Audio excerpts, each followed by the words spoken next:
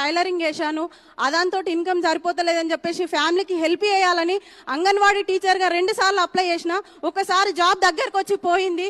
కండక్టర్గా apply చేసిన, interview వరకు వచ్చిన జాబ్ పోయింది. ఆశా వర్కర్గా వర్క్ చేద్దామని చెప్పేసి అప్లై చేసిన, చిన్నపిల్లలు ఉన్నారని జాబ్ ఇవ్వలేదు.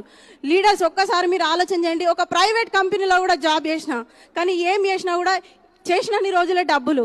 దాంతో హెల్త్ ప్రాబ్లమ్స్ చాలా వచ్చినాయి. కానీ ఆ రోజు మా సార్ నేను ఒక డిసిషన్ తీసుకున్నాము, ఇట్లా కాదు ఏదైనా ఒక పని చేయాలని. అనుకునే టైంలో మాకు వెస్టీజ్ ఆపర్చునిటీ అనేటువంటి వచ్చింది. కానీ నేను కూడా మీలాగానే ఆలోచన చేసిన. బాబు కడుపులు ఉన్నప్పుడు మా దగ్గర తినడానికి తిండి మాత్రమే లేదు. కానీ ఈ రోజు వెస్టీజ్ ఆపర్చునిటీ తీసుకోవడం వల్ల ఆల్రెడీ ఒక కార్ తీసుకున్నాము.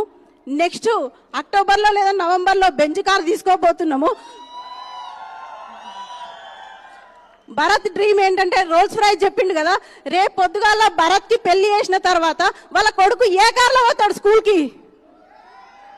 ఒక్కసారి మీరు ఆలోచన చేయండి, ఎట్లుంటది? బాగుంటుందా? మీరు కూడా మీ పిల్లలు చేస్తే మీరు హెల్ప్ చేయండి, మీ ఫ్యామిలీ చేస్తే మీరు హెల్ప్ చేయండి.